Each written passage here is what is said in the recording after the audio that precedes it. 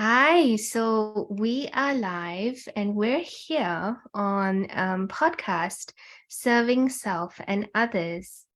Today we have a guest speaker, Moni Jones, and she is a guide, teacher, and healer in the Modern Mystery School.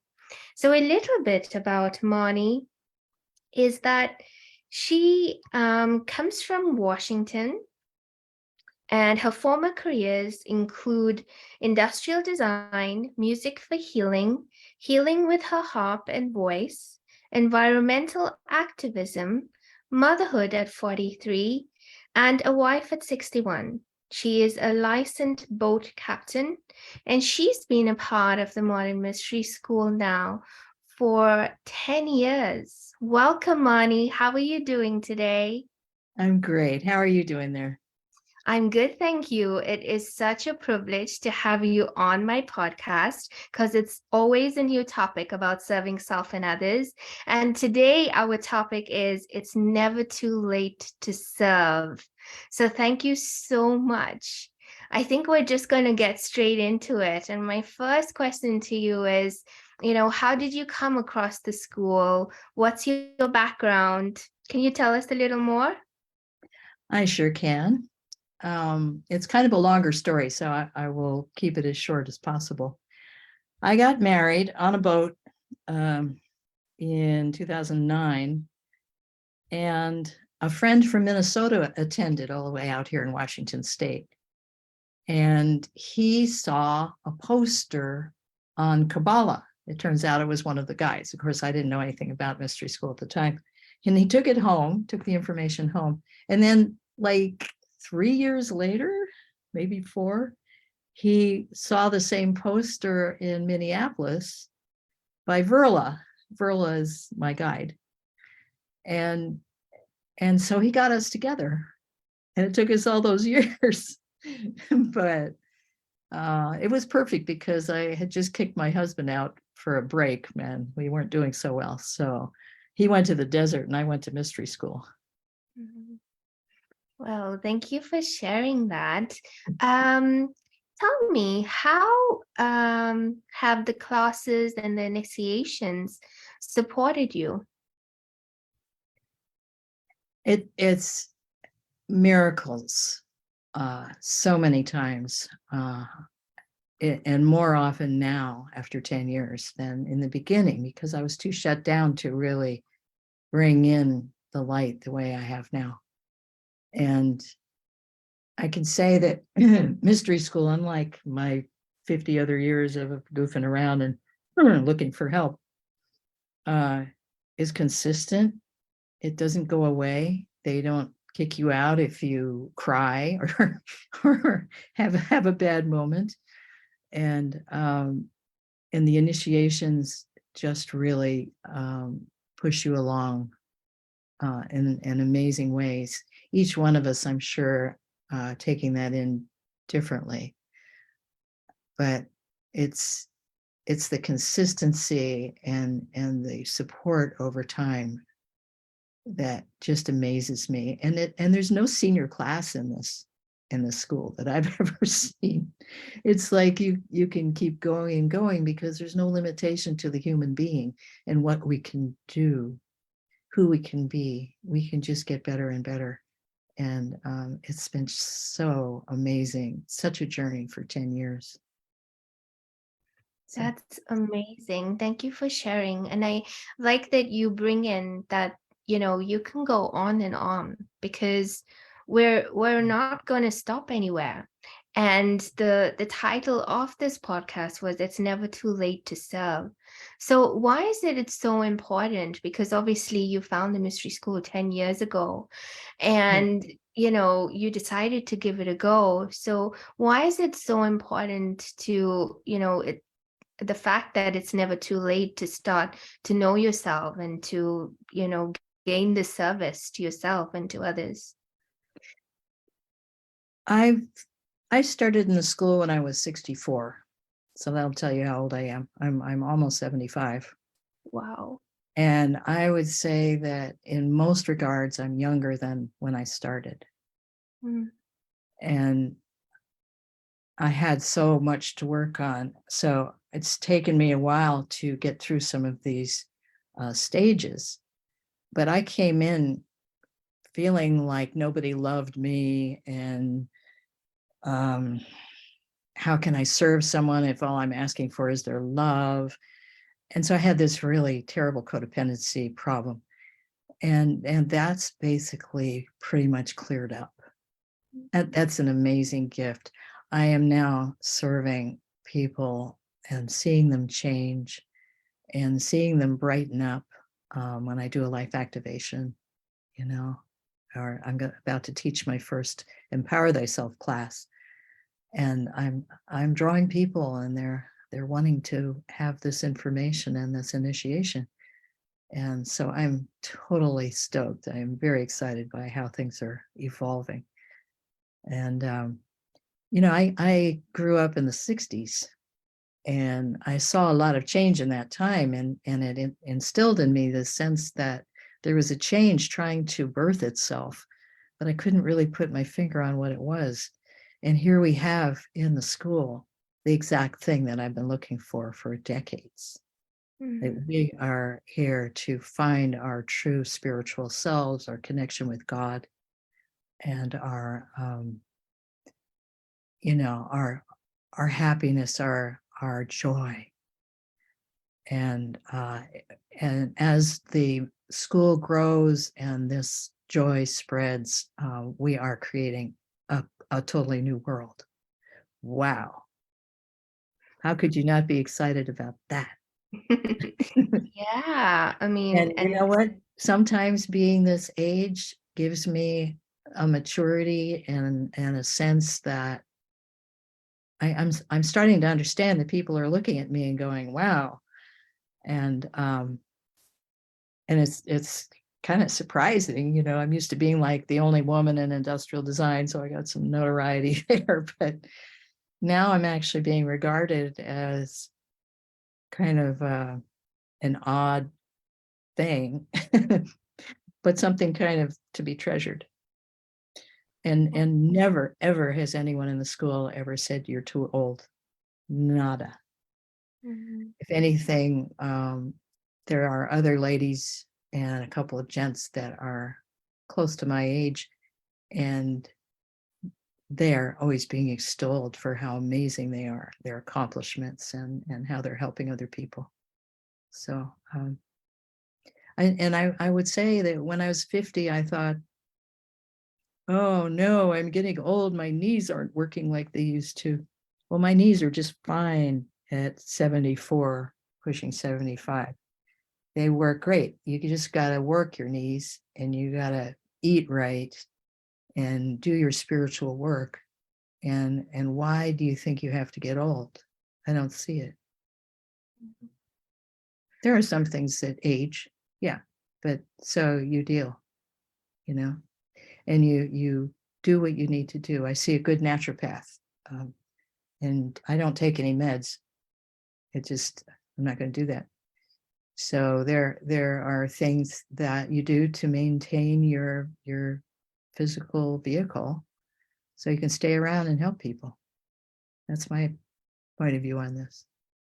That's amazing. Thank you for sharing. And I think that you drew out some really heartfelt shares, but it's so, it's such a privilege that I get to, share this work with you and be a part of it, because I think we all as guides have something really authentic to share with others. Yeah. And especially you not letting age stop you. And I think that it's fair to say that, yes, we're going to have our challenges when we do age, but we, at every point in our lives, need to know ourselves. We need to know where we're at. We need to be connected to our bodies. So tell me, how has this path of progression in the school helped you, age gracefully? I know in your method and your treatments for yourself, you see many, chiropractic, the homeopath and things like that. But how has it, the spiritual work helped you to gracefully?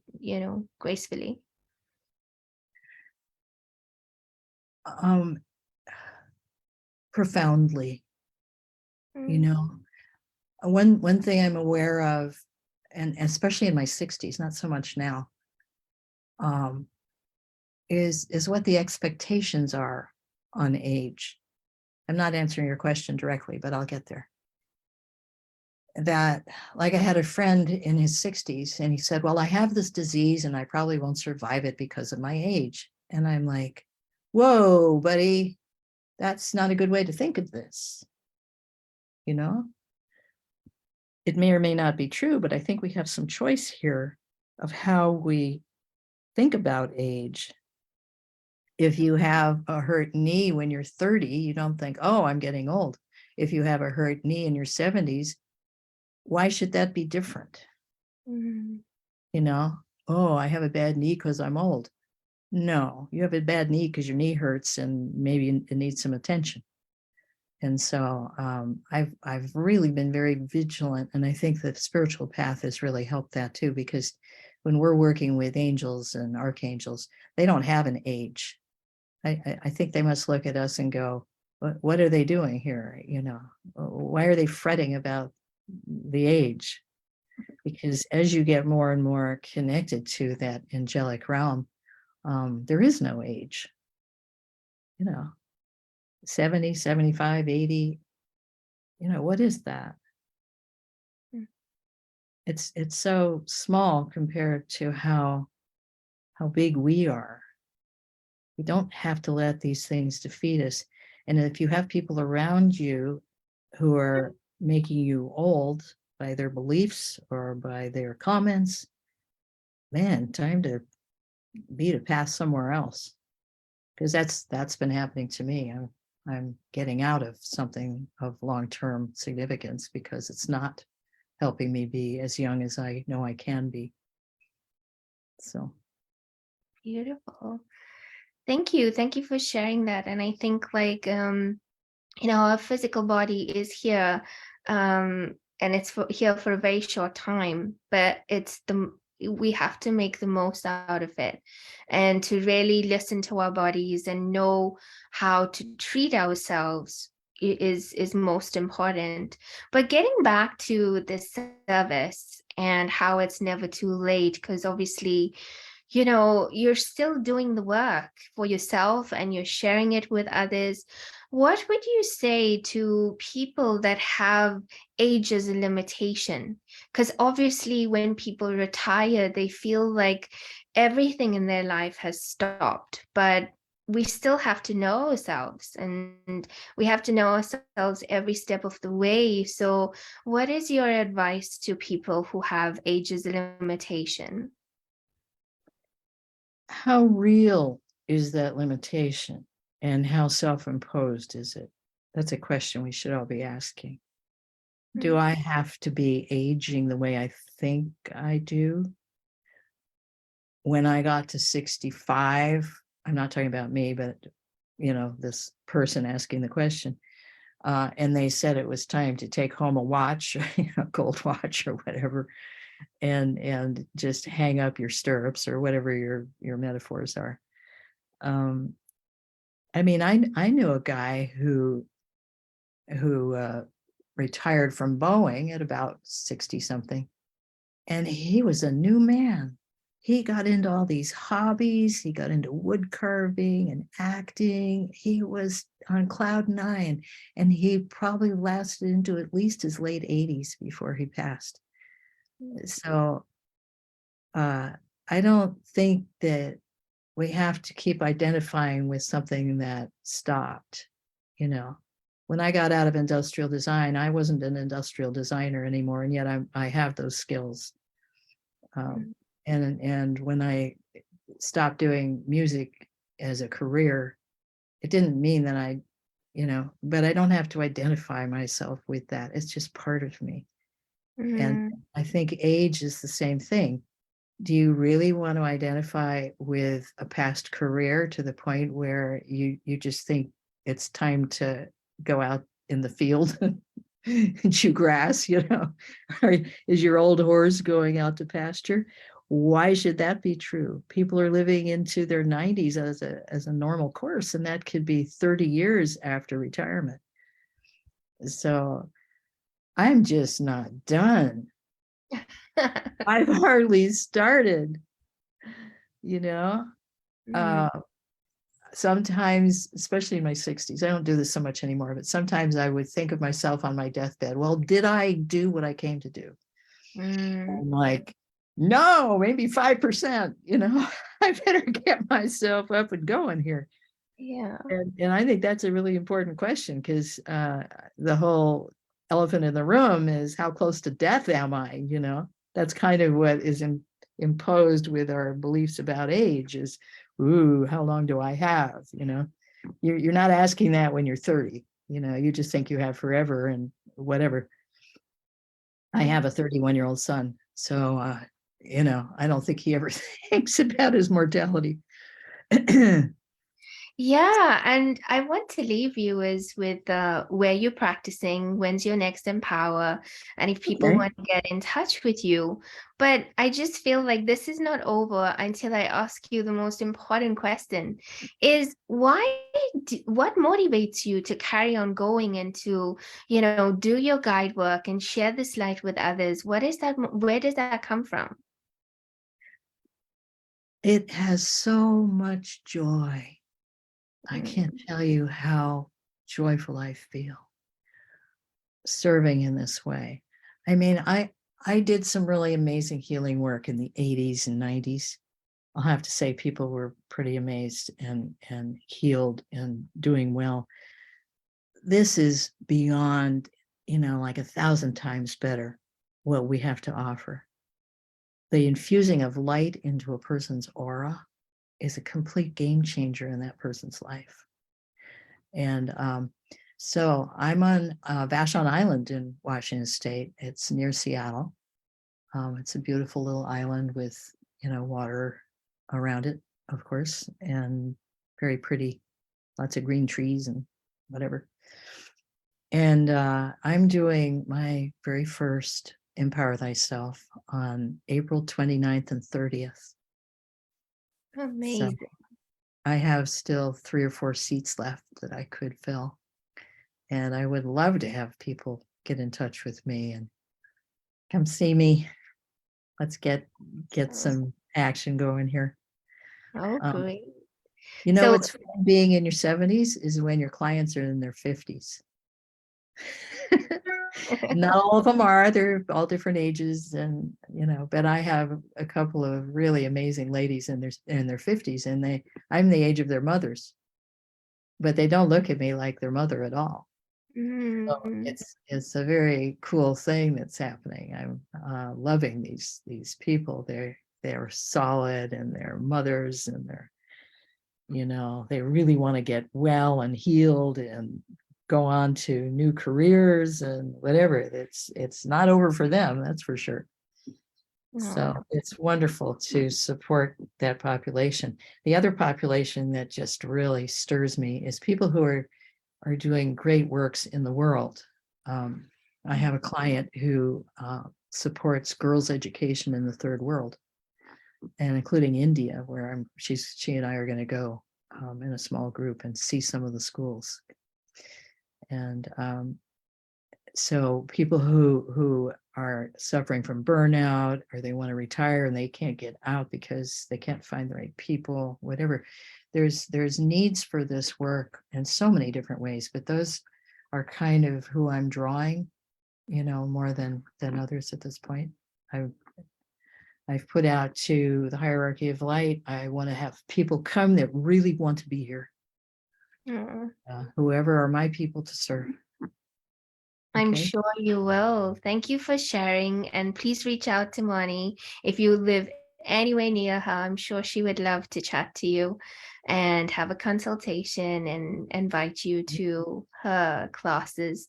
So thank you, Moni. It's been a privilege. And you know, you're such an inspiration to everyone. Thank you for coming onto this podcast because I think that, you have so much knowledge and wisdom and it just needs to be shared. So thank you so much.